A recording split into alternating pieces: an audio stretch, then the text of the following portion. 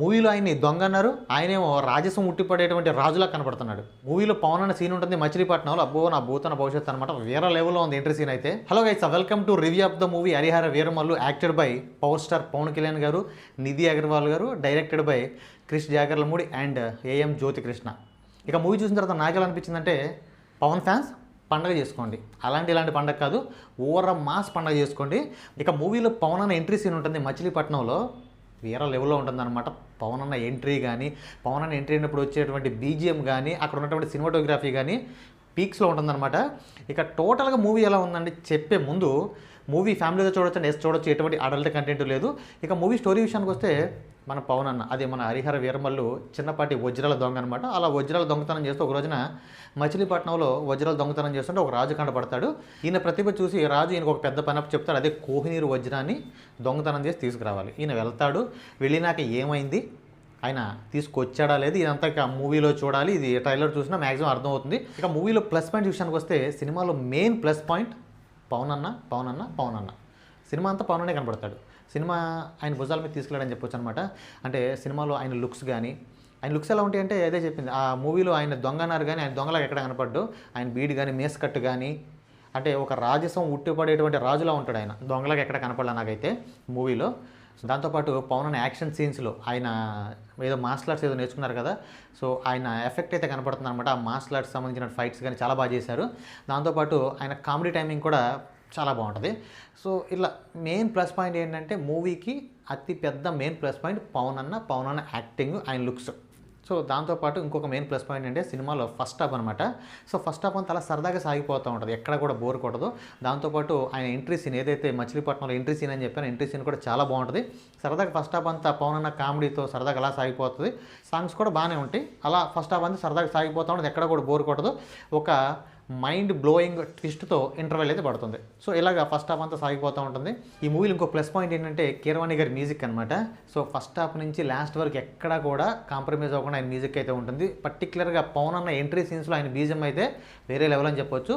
So ఇవన్నీ plus points అనమాట. పవన్ అన్న ఎంట్రీ సీన్ కానీ, పవన్ అన్న లుక్స్ కానీ, ఫస్ట్ హాఫ్ కానీ, సో ఇంటర్వెల్ ట్విస్ట్ కానీ, దాంతోపాటు ప్రీ క్లైమాక్స్, దాంతోపాటు కీరవాణి గారి మ్యూజిక్. ఇంకా ఈ సాల్వా పవన్ అన్న ఫ్యాన్స్ పండుగ చేసుకోవడానికి. సో కాబట్టి పవన్ అన్న ఫ్యాన్స్ పండుగ చేసుకోండి, పవన్ అన్న ఫ్యాన్స్ మాత్రమే పండుగ చేసుకోండి. సో పవన్ అన్న ఫ్యాన్స్ మాత్రమే ఎందుకన్నానంటే, coming to the main point, ఇక సెకండ్ హాఫ్ స్టార్ట్ అవుతుంది. సెకండ్ హాఫ్ ఎలా ఉంటుందంటే, ఎటో వెళ్ళిపోయింది సినిమా, ఇలా బుక్ అయ్యాను నేను. సో ఇలా ఉంటుంది అనమాట సెకండ్ హాఫ్ అనేది. అంటే సెకండ్ హాఫ్లో మంచి సీన్స్ లేవంటే, చాలా మంచి సీన్స్ ఉన్నాయి, చాలా బాగా రాసుకున్నారు, కానీ వాటిని తీయడం రాల. చాలా మంచి సీన్స్ ఉన్నాయి, చాలా మంచి ఎలివేషన్ సీన్స్ ఉన్నాయి, బాగా రాసుకున్నారు, తీయడం రాల.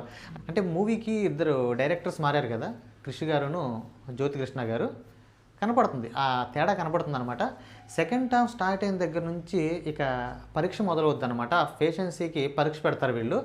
అది ఎలా వెళ్తుందంటే, సెకండ్ హాఫ్ అది ఒక మాదిరి సీరియల్ లాగా సాగదీస్తూ ఉంటారు. ఇదే సాగదీస్తూ వెళ్తుందంటే, మధ్యలో మళ్ళీ చిరాకు పుట్టించేటువంటి సాంగ్స్, చిరాకు పుట్టించేటువంటి మన నిధి అగర్వాల్ గారి ఎంట్రీ. సో ఈ విధంగా ఉంటుందన్నమాట. ఇదిలా పక్కన పెడితే మూవీలో విఎఫ్ఎక్స్ ఉంటాయి, వేరే లెవెల్లో పూర్గా ఉంటాయి. సో అంటే ఇప్పుడు మూవీ తీయడానికి ఇన్ని సంవత్సరాలు టైం తీసుకున్నారు, దగ్గర 5 సంవత్సరాల పైన టైం తీసుకున్నారు. పవన్ కళ్యాణ్ గారు అమూల్యమైన సమయాన్ని ఇచ్చారు. అంటే వీళ్ళు చూసుకుంటారు కదా, సినిమా తీసిన తర్వాత విఎఫ్ఎక్స్ మరి ఇంత పూర్, అంటే సినిమాకి ఇన్ని కోట్ల బడ్జెట్ పెట్టారు, ఇంత టైం తీసుకున్నారు, ఏదో అడావుడిగా తీయలేదు, తక్కువ బడ్జెట్ ఏం కాదు, అన్ని కోట్ల బడ్జెట్ పెట్టి ఇంత టైం తీసుకుని కనీసం ఆ విఎఫ్ఎక్స్ చూసుకోవాలి కదా. మళ్ళీ సినిమా చూసుకుంటే 12 సార్లు 13 సార్లు పోస్ట్ పోన్ అయింది మూవీ అనేది.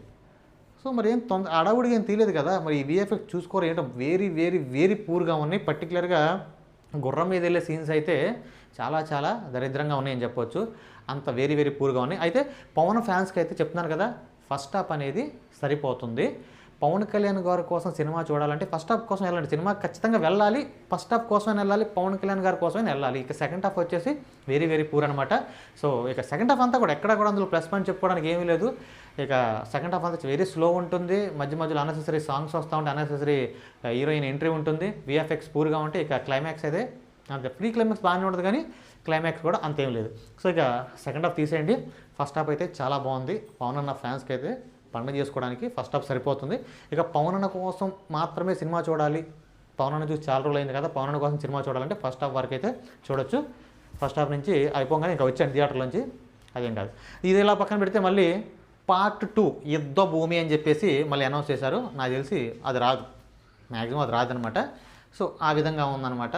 కనపడుతుంది, ఆ తేడా కనపడుతుంది. అంటే డైరెక్టర్లు మారడం, ఇన్ని సంవత్సరాలు ల్యాగ్ చేయడం, అదే అంటున్నాను, ఇన్ని సంవత్సరాలు ల్యాగ్ చేసినందుకైనా సరే కొంచెం అవుట్పుట్ అనేది కొంచెం బాగా ఇచ్చుంటే, కానీ ఫస్ట్ హాఫ్ లాగా సెకండ్ హాఫ్ కనుక ఉంటే ఆ రిజల్ట్ వేరుగా ఉండేది. పవన్ అన్న క్రేజ్కి కలెక్షన్ల పరంగా కానీ పాన్ ఇండియా లెవెల్లో ఒక రికార్డు సృష్టించేవాడు అనమాట. ఫస్ట్ హాఫ్ లాగా కనుక సెకండ్ హాఫ్ కనుక ఉంటే.